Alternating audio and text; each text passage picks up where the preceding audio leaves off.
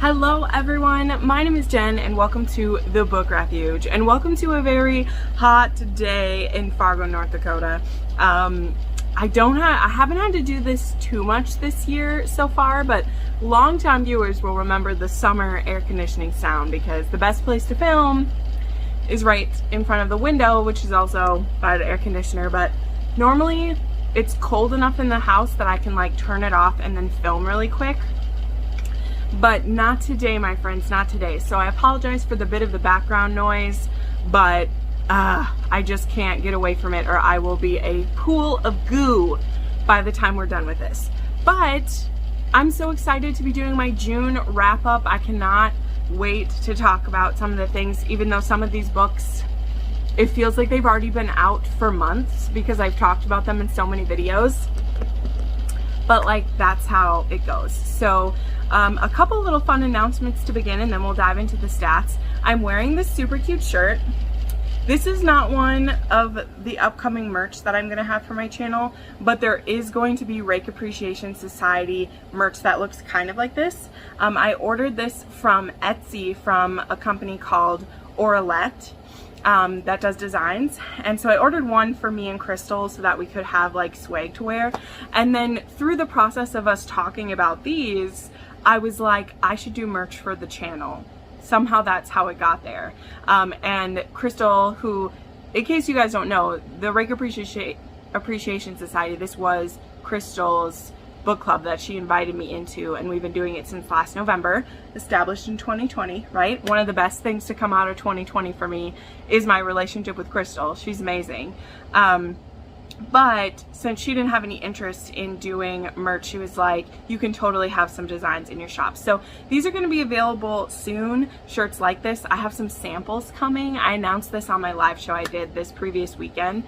So I'll have a link to the store down below. But if you want to wait until you see my samples, I completely understand. I'm just starting to get pretty hyped about it because it's kind of my dream to have the Book Refuge merch out in the world, and Rake Appreciation Society, because we all love to appreciate some rakes. I did quite a bit of rake appreciating this month, which we'll get to in some of my stats. But also the month of June was just absolutely bonkers. I had Sophie Lark and her husband Mr. Lark on the channel on June 19th. I'll link that live show up above as well. I'm so excited. She has agreed to come back on the show once The Spy is released, which comes out the end of July, so that we can talk full spoilers about the series, because there definitely are some secrets she's keeping from us. So definitely put August 9th, I believe, is what we're going, or August 7th. August 7th is, I think, what we're going for. So that you'll have about 10 days to watch it. Is it the 9th? God, I can't remember. It's not officially out yet. There'll be stuff on mine if you want to know. So make sure you're following me on Instagram if you're not. Man, I never promo myself, guys. It's kind of weird. And I'm doing it all in one video today, so it's strange. But I have a link tree that's down below in my bio that has my links to all of my social medias, as well as my Amazon store, my Amazon wish list. Now the merch is on there. It has all of me is down below in my link tree, just so you know. Okay, that's enough rambling about myself. It's hot and I'm hungry. I want to make dinner, but I want to film this while the light is still good. So here we go. Here we go. So for the month of June 2021, halfway through the month, oh my gosh, I read 65 books with one DNF. So I read 64 and about halfway through one, which is a total of 20,504 pages. And I include all my audiobooks in this because audio listening is reading, just so you know. And that averages out to about 683 pages per day, which I'm not mad at. I've been in the 60s range the last couple months, and I kind of like that. That's about 2 books a day for me. And I like that. It's good.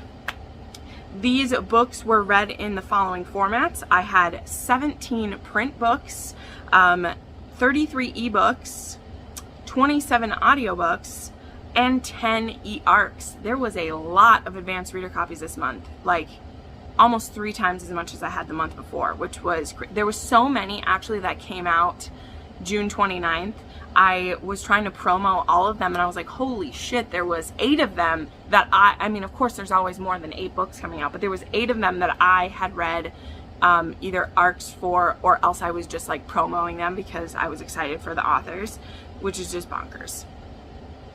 These books were read over the following genres. There was 17 contemporary romance, 21 dark romance. I do separate those out from each other, even though most dark romances that I'm talking about, they are contemporary. Just because for me, I like to separate those two. That it could be an interesting conversation to have at some point. There was 16 historicals, 4 paranormal, 2 science fiction, 2 suspense / mystery, thriller, romance, and 2 fantasy. And all of those are with romance around them. I just feel like I didn't need to say it because you know me. And then the ratings for these books, as I said, I had 1 DNF. I had 4 6-star books. Great month. 15 5 stars, 5 4.5 stars, 29 4 stars, 4 3.5 stars, and 7 3 stars. So quite the range there, but also quite good. Quite good. So we're going to go through these top books, like I said, a little bit. I'm going to try to be quicker because also I just did a video, which it's doing quite well. I knew it would because people want to know this. I did a mid-year 6-star wrap-up. So you can find that right here, where I went over all of the 22 books, I think, that I've given 6 stars to so far. And most of these books were in, like, well, all of the 6 stars were in that already. So I won't talk as much in detail about those ones because I went on and on for almost an hour in that video, okay? So going through the month, I gave 6 stars to Real by Kennedy Ryan. This takes place in this is a Hollywood story. This is about Neva, who is a Broadway actress, when she gets scouted by Cannon, who is a Hollywood director who is looking to tell the story of a forgotten African-American artist in the 40s, I think. And he knows that Neva will be the perfect person to tell this story. The thing is, he is also deeply attracted to her, and there's almost this like ground shifting connection between the two of them, and he's trying to fight it to his last breath, at least until they can finish this movie, because he previously was burned when he had a relationship with an actress, and he's just like, I don't fuck my talent, which is a good thing. It's a good thing, but we like a little bit of forbidden deliciousness. This book also has trigger warnings for losing a parent to terminal illness. It also has a character struggling with a, I always forget what it's called, but like a long-term illness.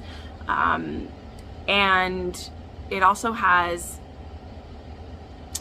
just gut-wrenching feels. That's the best way I would say it.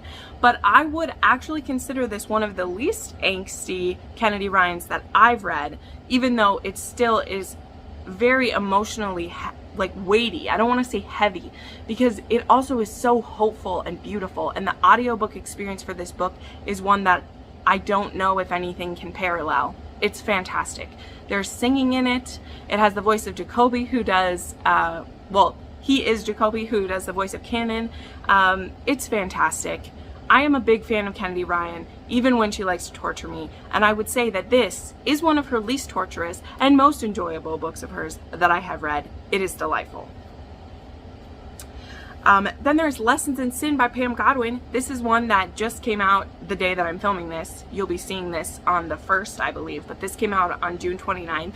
This is a book I've been waiting for eagerly and anticipating with all my heart. I got to read an arc of it early in the month, which was amazing. It's the first Pam Godwin arc that I got to read, and it's also the first book of hers I read after reading her entire backlist. I actually did a video, which maybe I'll remember to link up above. I did a deep dive for Pam Godwin recently because I finished reading all of her books, and this as well is kind of the least dark of all of her books. It is still taboo because this is a priest romance, and it's more taboo for it being student teacher because he He is a teacher at a girls' private Catholic school.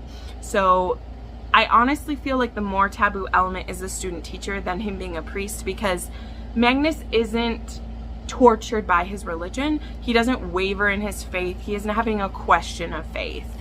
Maybe he should because of whatever, but this isn't like, of course I'm comparing it to Priest by Sierra Simone, which I love that book, but that is definitely more angsty and deals with someone who's questioning their faith and trying to discover, like, are they in the right profession, what's going on. That's not what's happening with Magnus.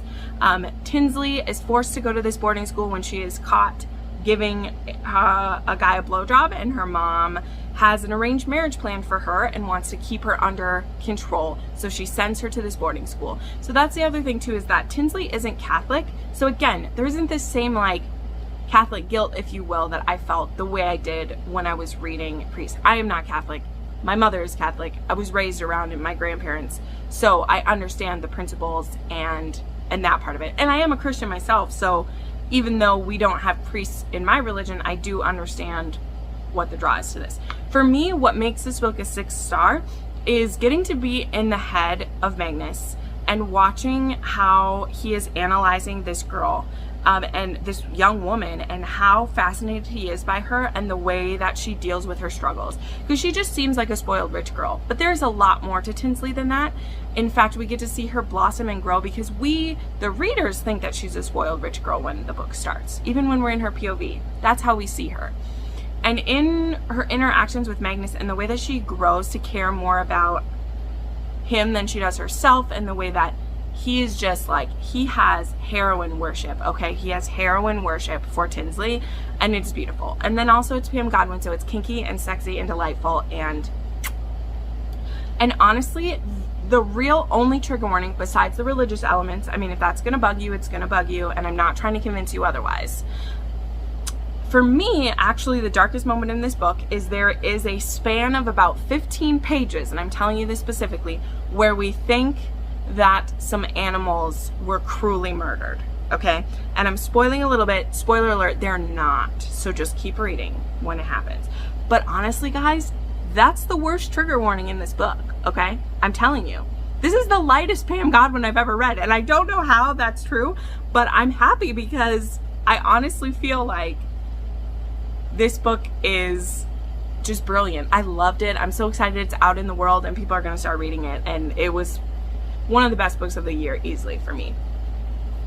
Then there is The Bully by Sophie Lark. I've talked about this so much. As I just said earlier in this video, I had Sophie Lark and her husband on my channel recently, and we just asked her all the amazing questions. It was one of the best interviews I've had thus far. There's not too much to say about this one because there is a lot of spoilers. I also just recently put up a Sophie Lark deep dive where I go deeper into this book, but this is a bully romance. This is about Dean Yenin and Cate Romero, and Cate is being bullied by Dean because he has some information about her that she doesn't want people to know, and so he uses that to get her to do things with him, some of them of a sexual nature, but all of what happens sexually between them is still consensual, but there is coercion, but there's still consent at the same time. You'll see if you want to read it. This is the third book in the series. You do need to read the first 2 books to read this series because these characters have POVs in the previous books, and if you don't read that leading up to this, you won't know what's going on. Other people will say you can read this without reading them, but I'm your friendly neighborhood book recommender, and I say no, you can't. You need to do it. Then we have Run, Posy, Run by Kate C. Wells. I can't believe I read this in June. I feel like I have been reading it always. This is a kind of a second chance romance. This is a mafia romance. He is a psychopath. She is his woman at the beginning. Posy is already with Darius at the beginning of this book, and it starts with him kicking her out because he has been shown some evidence to show that she's cheating on him. This is false evidence. It is meant to sow disruption between them, and it works. He kicks her out and then immediately decides he wants her back, so he goes and kidnaps her back. And then they need to work on their relationship. And it is as complicated and as simple as I said. There is mafia bosses trying to come after her. There is just crazy sexual dynamics between them, as well as honestly diving into what we as women let men do to us and why. And Darius is the one asking those questions to Posey. And that blows my mind. It blows my fucking mind. I loved it. And then the last one I want to talk about as a favorite of the month was the first book I read this month during the Mafia Romance Readathon, and that is When Heroes Fall by Giana Darling. The second book in this duet is supposed to come out soon, but this first one is about Elena Bombardi and Dante Cavallaro. No, that one's, his name's not Dante Cavallaro. That is from... I have too many Dantes in my life, okay, but it's Dante. And he's a mob boss who is on trial for racketeering and some other things. And Elena is his lawyer. And because of reasons, she ends up living in his penthouse with him to keep an eye on him and to work on his case with him. And Elena has a lot of baggage. She was cheated on by her sister and her ex-fiance. And Dante wants to get under her skin in every way possible. And he does. And it's delightful. He is one of the most charismatic mafia men I've ever read about. And I've read a lot, okay? And I like a lot. But the way that he is so loving and physical touch with other people, not just with Elena, and the way that he just builds the chemistry between the two of them until Elena's the one who's ready to pop it. It's fantastic. I cannot wait to read When Villains Rise. I am salivating for it. Please, Giana, please give it to me. And I can't wait. So, yep, I'm going to wrap this up. It's hot. Again, I'm sorry for the background noise. Definitely check out the links down below that I mentioned. Thank you to my channel members who support me always. If you'd like to check out channel memberships, you can see them down below. And if you'd like to see more, you can see it in the next video right now. Bye.